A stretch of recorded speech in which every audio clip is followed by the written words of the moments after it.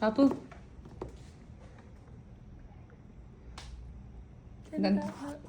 അത് ജാമുൻ. മമ്മി എൻ്റെ 2 സൈഡും ക്ലീനൊക്കെ ചെയ്തതാ. ഞാവൽപ്പഴം എന്ന് കേട്ടിട്ടില്ലേ പാപ്പു? ഇത് കഴിച്ചിട്ടില്ലേ മുമ്പ്? കഴിച്ചു നോക്ക്.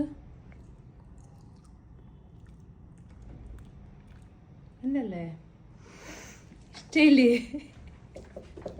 മമ്മി കുഞ്ഞു വാവയൊക്കെ ആയിരുന്ന സമയത്തില്ലേ നമ്മുടെ അപ്പാപ്പയും അമ്മയുള്ള പഴയ വീട്ടില് ഈ സാധനം ഉണ്ടായിരുന്നു കുറേ.